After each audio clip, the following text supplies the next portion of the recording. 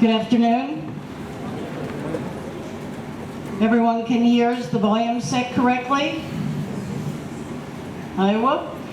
Well, I'm here today because I'd like to talk a little bit about how important it is to become bilingual in any country in which you're going to travel and spend any amount of time. It's very beneficial. I've had my own sipapu for about 12 years in Mansoura. So the first thing I want to say is I've been here 12 years and lived throughout the Gulf, Dubai, Kuwait, Bahrain, Qatar. Most of my time being in Egypt, and the one thing I'm aware of is most young people have a dream. And their dream includes moving outside of Egypt to travel, to get an education, to work, to gain experience, or just to have a wonderful sipapu. So we have to decide, home or travel. Might seem like an easy question, but Mansoura is a wonderful city and many kind people. I survived, in fact, because I even now speak Arabic somehow, but don't read it, write it, or understand it very well. So through the kindness and helpfulness of taxi drivers, I spend a lot of time and learn most of my Arabic, not from doctors or colleagues, but from taxi drivers who have been very kind to me. Some of my biggest friends.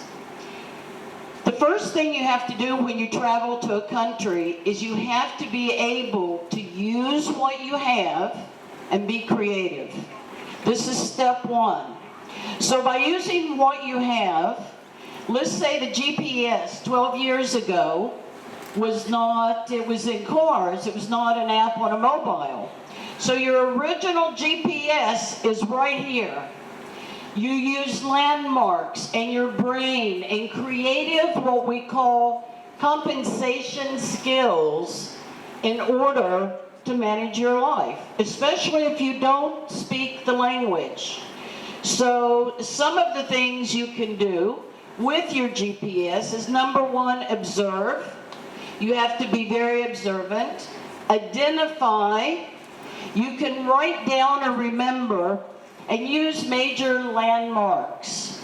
So for example, I spent a month in Port Said and I would travel by foot and I would say, okay, I go left at the produce stand that's selling gagir, and I am beside a pharmacy with a blue and white sign.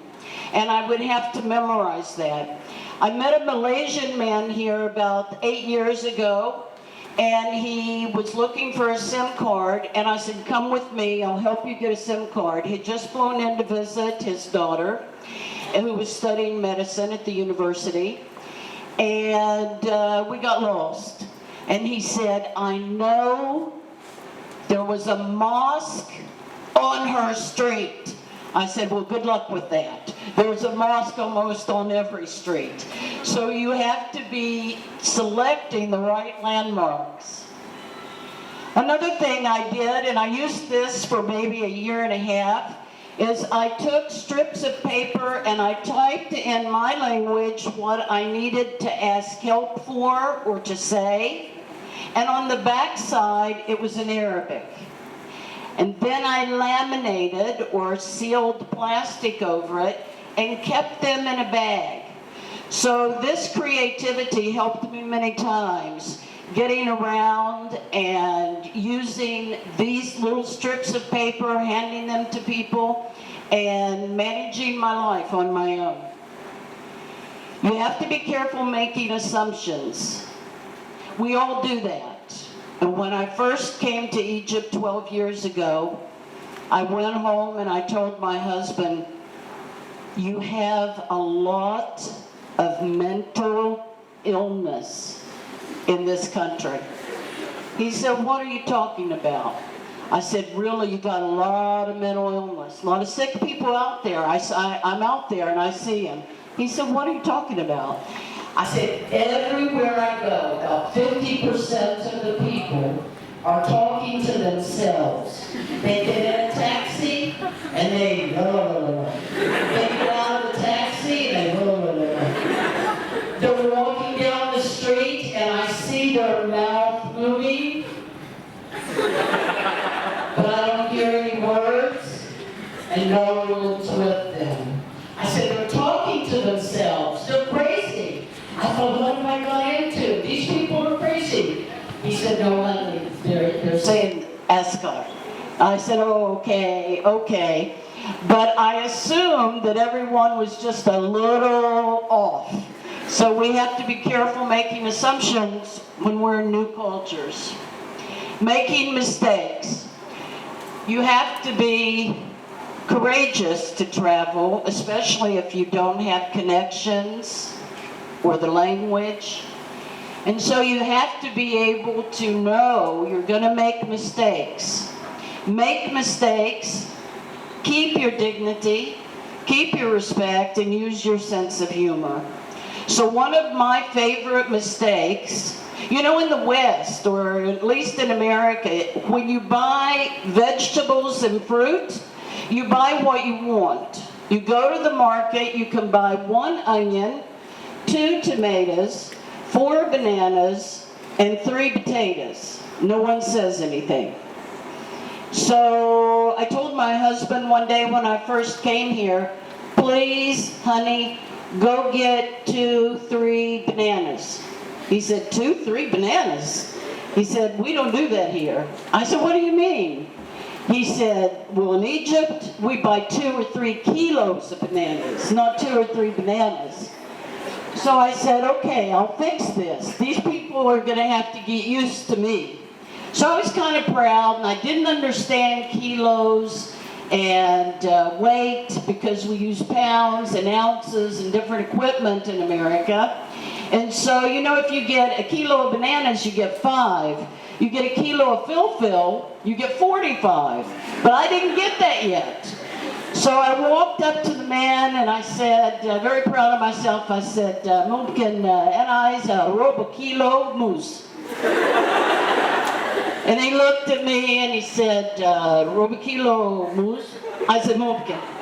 So he reached up with his machete and he cut down 2 bananas.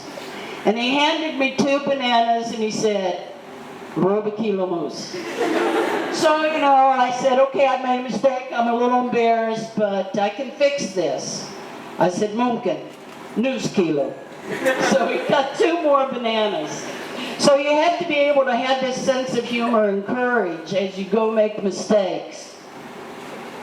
Employ your best sense of humor. Thank goodness you kind Egyptians have also the most marvelous sense of humor. We can take a tragedy in the workplace, almost at anything, and make it a comedy. This also happens to be one of my favorite things.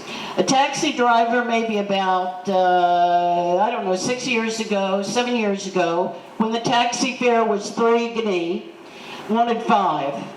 And I wanted to show off a little bit. I'd already lived here many years, and I said in my bad Arabic, ممكن أنا أعيش هنا 7 سنة وأنا أعرف 3 جنيه كويس. The taxi driver turned around and said, ممكن أنا أعيش هنا 35 سنة و3 جنيه مش كويس. So, you know, I had to laugh at his little funny comeback, so I gave him the 5 pounds.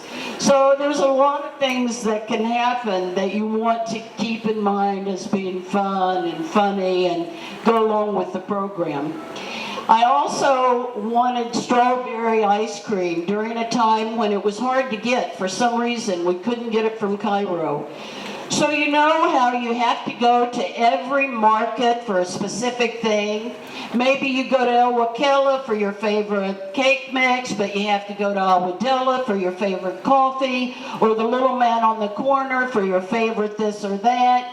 So I make the rounds, as I think most shoppers do. And I would say, mumkin عندك ice cream fraula? And it was no. Imta, bukra, bad bukra, tell me.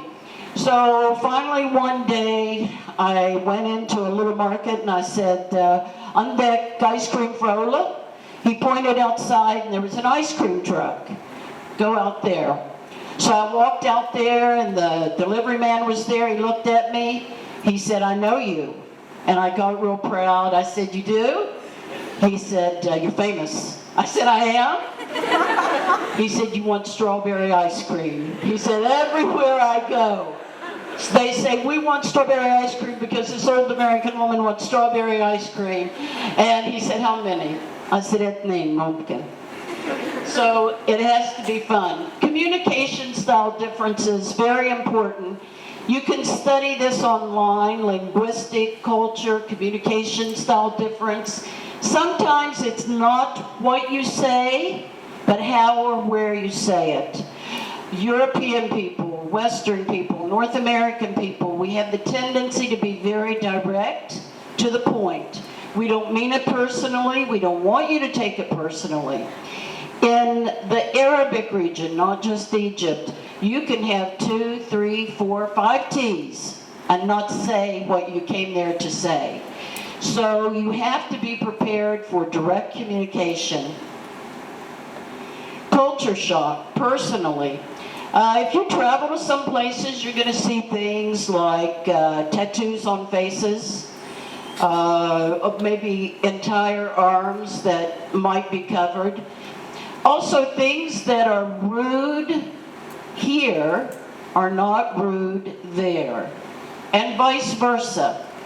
For example, when I first came to Cairo looking for a flat, I sat with a broker and we were in a little cafe and we had a Turkish coffee and he drank his water and then he reached over and he took a drink of my water. I mumbled to my husband, I said, "That man, he just took a drink of my water." He said, "We do that here." I said, "Well, order me another water." I don't do that. And you know how you have your water stations? It's not an issue for you guys, but at least I speak for my country, America. We would never, unless we're very close or related, reach over a stranger and take a drink out of your glass. That would be like right now if you went to McDonald's and just sat down beside a stranger, said, "How you doing?" You know, it's like, "Excuse me, but my privacy." So professionally, there's some other things. And let's talk about guests and being casual. Here, it's a little more formal. You serve tang or tea on trays, the serving trays, and it's a little formal. If you come visit me in America, and I hope you do if I ever go home, if I open the door and I let you in, don't expect me to invite you to have a seat and bring you a drink. I will say, "Hey, please, go to the kitchen, get us something cold. It's right to your left." And while you're in there, you'll say, "Do you want tea or coffee, Jude?" Whatever you bring.